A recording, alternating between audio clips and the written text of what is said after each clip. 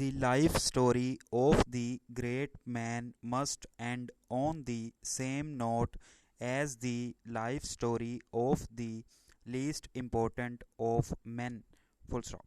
We must come in our reading to the point where the great man gives up his work, leaving it to others to carry on what he has begun. Full stop. His work, with all its wonderful interest, is past, and we who read are left with the memory of his life and with the results of his work. Full stop. We know that this must be so, but we do not always like a thing better because we know that it is certainly waiting for us, and it is not surprising to find that there are people who can take no pleasure in this form of reading because they know from the outset what the end must be. Full stop. Para.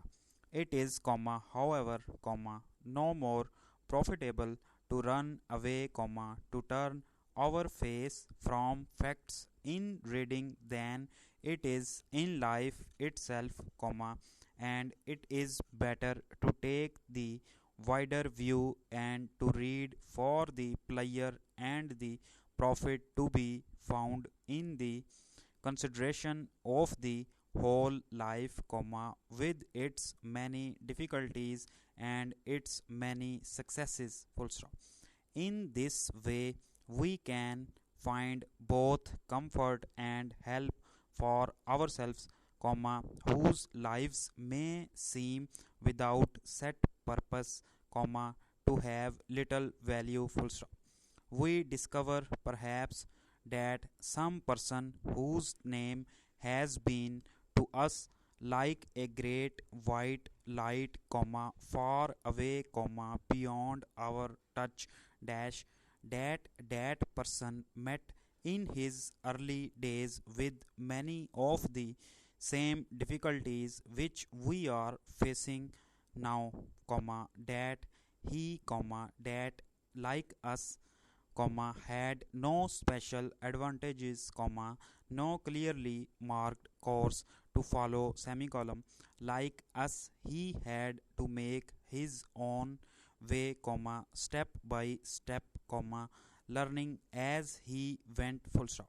We find, for example, that one man who became world known began his working life as a teacher, helping his brother in a small country school. Full stop. Another worked on a farm, and a third made his first observation while holding a small and not important position on a ship which was making its way to the South Seas. Full stop.